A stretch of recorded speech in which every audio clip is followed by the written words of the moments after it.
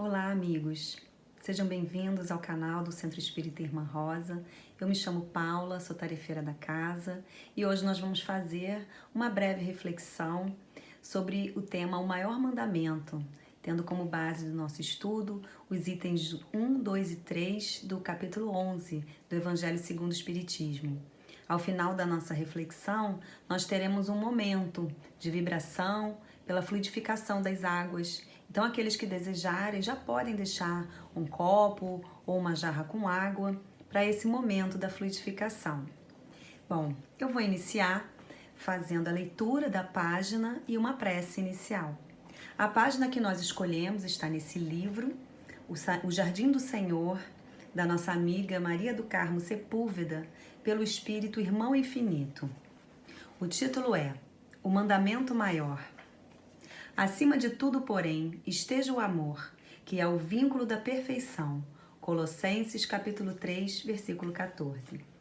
O amor é o tema magno das Escrituras Sagradas e se constitui como fio condutor que perpassa todos os livros que expõem as verdades eternas. Nas leis divinas, entregues ao povo hebreu por Moisés, encontram-se máximas que exortam ao bem e ao respeito, que são devidos ao próximo, consideradas diretrizes de amor que foram transmitidas à humanidade.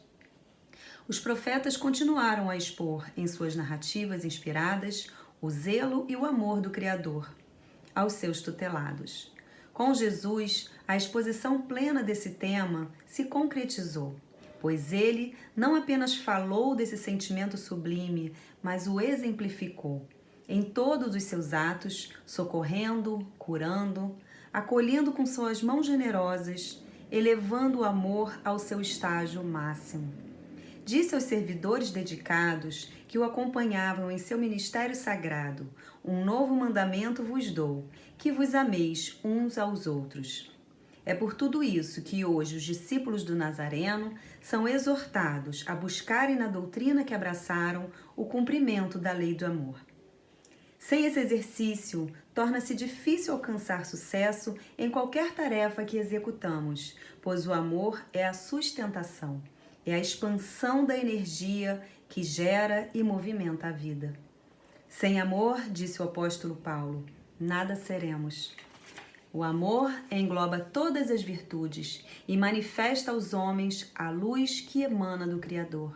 Como registra o profeta Jeremias, reproduzindo a expressão de Deus: com amor eterno te amei e por isso, com benignidade, te atraí. Nossa tarefa hoje, como filhos do Altíssimo, é viver e divulgar esse amor eterno que nos dignifica e expondo em nós as marcas do Cristo. Portanto, amai-vos uns aos outros e serei felizes. Vamos orar. Então, neste momento, que possamos elevar nossos pensamentos ao nosso Pai Criador, esse Pai de amor, de bondade, infinita misericórdia, agradecendo a oportunidade de estarmos aqui neste momento, agradecendo ao nosso amigo e mestre Jesus pelos seus ensinamentos, pelos seus exemplos, agradecendo também nossas queridas Irmã Rosa, Irmã Anália e toda a equipe espiritual que nos ampara, nos orienta, especialmente neste momento tão desafiador para todos nós, que possamos nos manter conectados com essas vibrações amorosas e te pedimos, Pai amado, que fique conosco agora e sempre. Graças a Deus. Bom, como falamos, o nosso estudo tem como base o capítulo 11 do Evangelho segundo o Espiritismo, que começa assim: os fariseus, ao ouvirem que Jesus havia feito os saduceus se calarem, reuniram-se e um deles, que era doutor da lei, perguntou-lhe para tentá-lo: Mestre, qual é o maior mandamento da lei? Jesus lhe respondeu: Amarás ao Senhor teu Deus de todo o teu coração, de toda a tua alma e de todo o teu espírito. Este é o maior e o primeiro mandamento. E eis o segundo, que é semelhante àquele: amarás teu próximo como a ti mesmo. Toda a lei e os profetas estão contidos nestes dois mandamentos. Essa passagem está no capítulo 23 do Evangelho de Mateus. E é interessante que a nossa página de abertura, ela nos traz que os textos sagrados que se conheciam naquela época, todos já traziam uma compreensão do amar a Deus, né, do tratar com respeito ao próximo. Mas o que Jesus nos trouxe de diferente, né? Ele trouxe, acima de tudo, a vivência, a exemplificação. E nessa situação inicial que o capítulo nos traz, ele também traz de uma forma em que uma coisa vincula a outra, né? Como que não fosse possível amar ao próximo, amar a Deus plenamente sem amar ao próximo. Então, mais do que isso, uma coisa leva a outra. Então, esses dois mandamentos, na verdade, se constituem em um só e viriam a ser os pilares de todo o Evangelho. Em diversas situações, isso fica bastante evidente, essa relação do homem com Deus e do homem para com seu próximo. Como, por exemplo, na parábola do bom samaritano, em que, de uma forma bem resumida, para relembrarmos, um homem que havia sido assaltado, ele é muito ferido, ele fica caído, e passam por ele um sacerdote, vindo de Jerusalém, a caminho de Jericó, passa um sacerdote, depois passa um levita, esses dois personagens, pessoas muito ligadas às tradições religiosas, né? Então, aos olhos daquela sociedade, pessoas que nada deviam a Deus, e esses personagens passam ao largo, né? Não se sensibilizam com aquela situação daquele homem caído. No entanto, se aproxima pelo caminho um samaritano. Ao contrário dos dois anteriores, o samaritano era visto como uma pessoa impura e, portanto, um devedor da lei de Deus. Porém, esse samaritano, ele é tomado de compaixão por aquele homem que está caído, necessitado de auxílio, e faz o melhor que está ao seu alcance para ajudar aquele homem. E ao final dessa parábola, Jesus pergunta àquele doutor da lei que havia lhe desafiado: então, quem lhe parece ser mais próximo daquele homem que estava caído? E o homem respondeu: aquele que agiu com misericórdia. Então, deixando bem claro que não são os rituais, não é o cumprimento das tarefas previstas nos templos que vão aproximar o homem de Deus. Na verdade, é o amor ao próximo. Então, o capítulo segue no item 2 com duas passagens. Uma do Evangelho de Mateus, que diz: fazei aos homens tudo o que gostarias que eles vos fizessem, pois esta é a lei e os profetas. E depois uma passagem que está em Lucas: tratai todos os homens da mesma maneira que gostarias que eles vos tratassem. Então, essas duas passagens estão, na verdade, nos falando daquilo que entendemos como a regra áurea, né? Porque se amar a Deus plenamente, amar ao próximo, ainda nos suscita dúvidas, temos muitas vezes dificuldade de compreender pelas nossas limitações que ainda temos. Mas se utilizamos essa regra áurea, né, de nos colocarmos no lugar do outro, agir da mesma maneira que gostaríamos que agissem conosco, exercitando assim a empatia, tudo fica muito mais fácil. Certamente a nossa convivência e o nosso mundo seria muito mais leve, muito mais suave. E no item 3, Jesus exemplifica isso. Ele traz uma situação em que um homem era devedor, ele devia um valor muito alto ao seu senhor e ele tem a sua dívida cobrada. Aquele senhor diz que ele precisa pagar de qualquer jeito, nem que ele vendesse a mulher, o filho, vendesse todos os seus bens. E aquele homem que lhe devia implora, né, se joga a seus pés, implorando pelo perdão da dívida. Enfim, o Senhor acaba perdoando a dívida. No entanto, aquele mesmo homem, que acabara de ter sua dívida perdoada, ele sai dali, encontra um homem que lhe deve e ele surpreende com a sua atitude. Ele cobra a dívida também com bastante veemência. O homem também lhe implora, pedindo na verdade paciência para que ele pudesse aguardar até o momento em que ele pudesse liquidar aquela dívida. Mas o homem que teve a sua dívida perdoada não perdoa e fala que ele precisa ficar preso até que ele possa saldar a dívida. Outros servidores, outros companheiros que estavam ali presenciaram aquela cena e contaram àquele senhor que havia perdoado a dívida dele. E o Senhor diz assim: mau servidor, perdoei tudo o que me devias, pois me pediste isso. Não deverias então ter tido piedade do teu companheiro como tive de ti? E seu senhor, furioso, deixou-o nas mãos dos carrascos até que pagasse tudo o que lhe devia. É deste modo que meu Pai, que está no céu, vos tratará, se cada um de vós não perdoar ao seu irmão do fundo do coração as faltas que tiverem cometido contra vós. Então, meus amigos, é esse o exercício, né? Praticar a regra áurea. Esse é o caminho da nossa conduta que vai nos levar ao entendimento que Jesus quer de nós. Bom, dando continuidade a esse mesmo capítulo, temos duas mensagens que achamos bastante interessantes para trazer para a nossa reflexão. Uma é de Fénelon, em Bordeaux, 1861. Ela diz assim: o amor é a essência divina, desde o maior até o menor. Todos vós possuís do fundo do coração a chama desse fogo sagrado. Isso é muito importante porque se compreendermos que somos todos filhos de um mesmo Pai, um Pai criador, um Pai de amor e bondade, então nós temos dentro de nós, temos esse germe da divindade dentro de nós. Então cabe a cada um trabalhar para desabrochar esse amor. E Jesus, nosso mestre e amigo, que veio até nós justamente para nos ensinar essa lei de amor, ele nos enxerga em toda a nossa potencialidade e não apenas esse momento em que vivemos, essa etapa da nossa caminhada evolutiva em que ainda temos tantas dificuldades.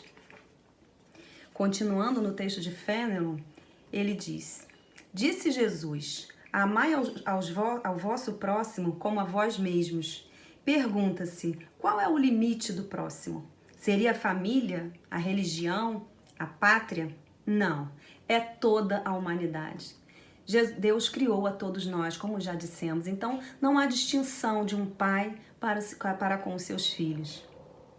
E ele diz ainda que os efeitos da lei de amor são o aperfeiçoamento moral da raça humana e a felicidade durante a vida terrena. Então isso fica bem claro, é a prática da lei do amor tal qual Deus estabelece, não tal qual a nossa compreensão muitas vezes equivocada nos leva a crer. A prática dessa lei do amor é que vai alavancar o nosso progresso moral.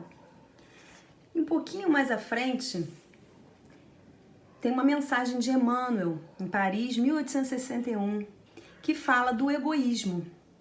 Ele diz que o egoísmo é a chaga da humanidade. Diz ainda que ele precisa ser eliminado da face da terra porque ele retarda o progresso moral. Então, na verdade, as lições se complementam, né? Porque se é o amor que vai alavancar o nosso progresso, é o efeito contrário desse amor, é o que vai retardar. E ele acrescenta, o egoísmo é a negação da caridade e, consequentemente, o maior obstáculo para a felicidade dos homens. Muito interessante a gente falar de caridade, né? Porque na nossa doutrina, caridade, ela tem uma importância muito grande. Dizem que o nosso Chico Xavier dizia que caridade é a palavra mais importante da doutrina espírita. E nesse sentido, gostaria também de trazer para a nossa reflexão alguns trechos de um texto muito bonito que está no capítulo 13 que foi passado por Irmã Rosália em Paris, 1860. O título é A Caridade Material e a Caridade Moral. Ela nos diz: amemo-nos uns aos outros e façamos aos outros o que gostaríamos que nos fizessem. Toda religião e toda moral se encontram nesses dois ensinamentos. Se eles fossem seguidos aqui na Terra, seríeis todos perfeitos, sem ódios, sem conflitos. Direi mais ainda, sem pobreza, visto que, do excesso das sobras da mesa dos ricos, muitos pobres se alimentariam e não verias mais nos sombrios bairros em que vivi durante minha última encarnação, pobres mulheres arrastando consigo crianças miseráveis, precisando de tudo. Esse texto, na verdade, é um depoimento da Irmã Rosália. Ela divide conosco a experiência dela no momento em que ela regressa à pátria espiritual. Vamos acompanhar. Se pudessem saber a alegria que senti ao reencontrar no além aqueles a quem pude ajudar em minha última encarnação terrena, amai, portanto, ao vosso próximo, amai-o como a vós mesmos. E ela continua: espero que tenhais entendido bem o que deve ser a caridade moral, aquela que qualquer um pode praticar, porque não custa nada de material e, no entanto, é a mais difícil de se pôr em prática. A caridade moral consiste em vos tolerardes uns aos outros. E aqui eu gostaria de fazer uma pausa para refletirmos um pouco sobre esse momento que estamos vivendo. É um momento em que, para a grande maioria das pessoas, o afastamento social se impõe. Mas e dentro da nossa casa? Como está esse nosso relacionamento com as pessoas mais próximas de nós? Aquelas pequenas divergências que muitas vezes passam diluídas nos dias, de convivência, nesse momento podem se tornar mais exacerbadas. Então é o momento de exercitarmos a nossa tolerância, a nossa paciência, começando dentro da nossa própria casa, entendendo que cada um tem o seu tempo.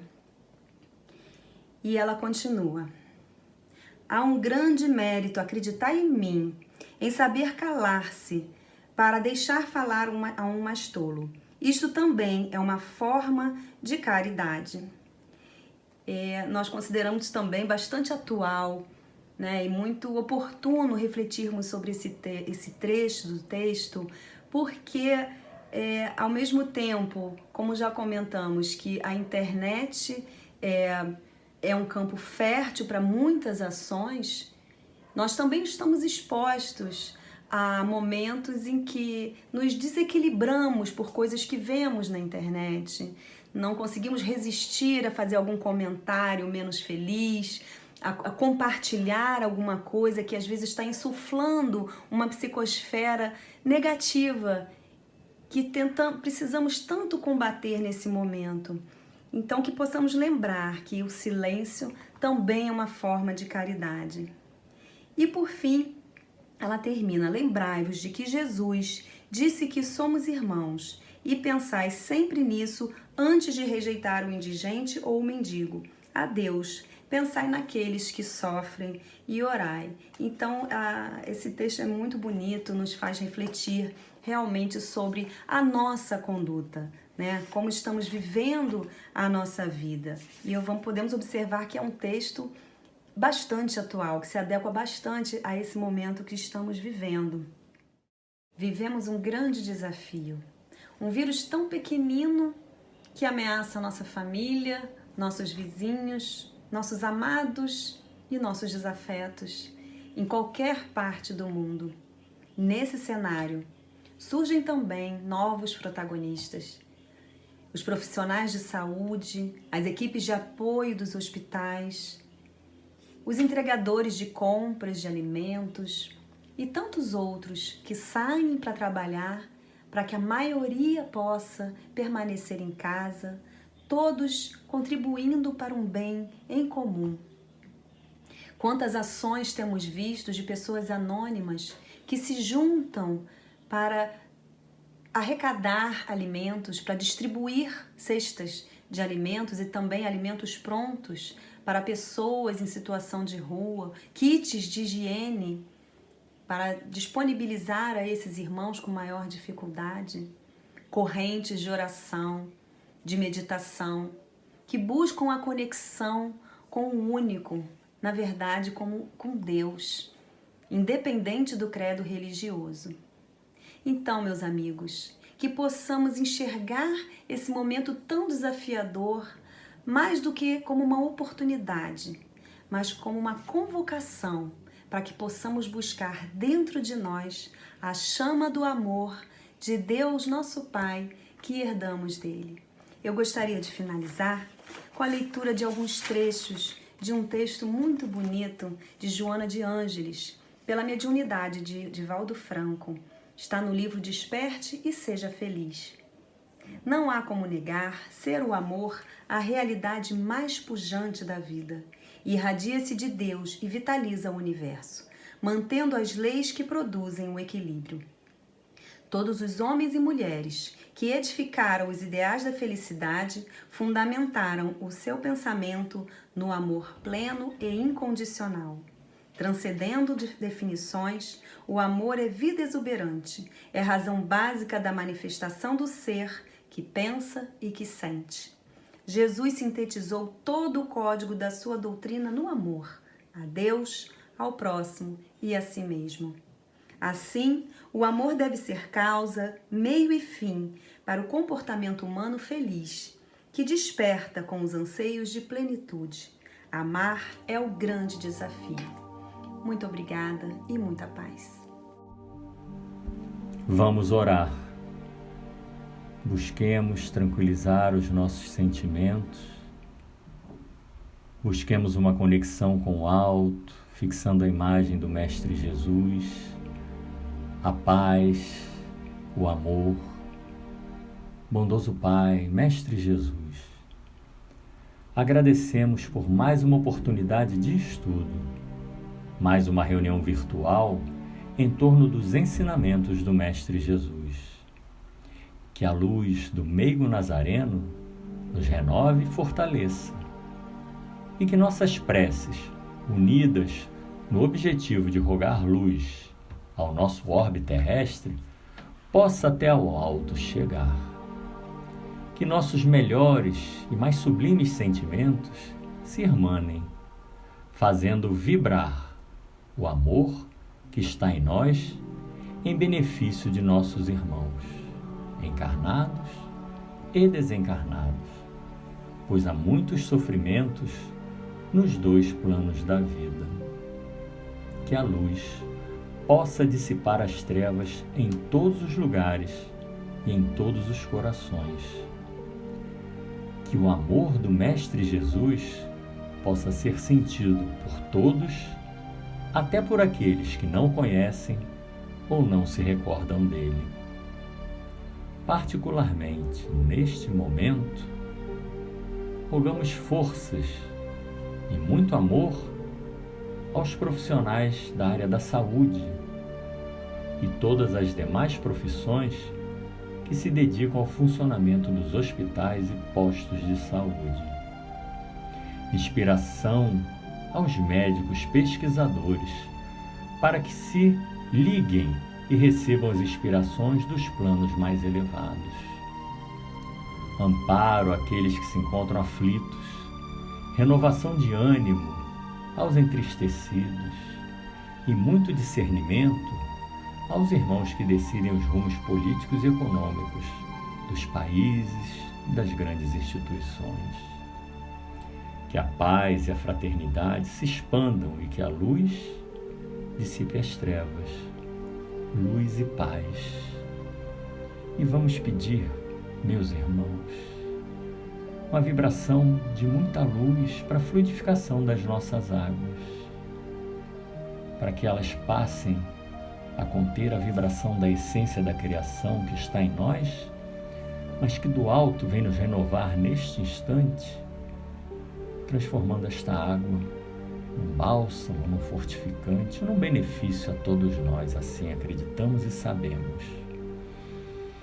E vamos então, durante a prece do Pai Nosso, vibrar esse amor e pedir mais uma vez que a vibração do amor deste encontro, a cada momento que a gente ouvir, se expanda e beneficie nossos irmãos. Pai nosso que está no céu, santificado seja vosso nome, venha a nós o vosso reino, seja feita a vossa vontade, assim na terra como no céu. O pão nosso de cada dia nos dai hoje, perdoai as nossas ofensas, assim como nós perdoamos a quem nos tem ofendido. Não nos deixeis cair em tentação, livrai-nos de todo o mal. Assim seja, Pai. Muita luz, muita paz. Graças a Deus.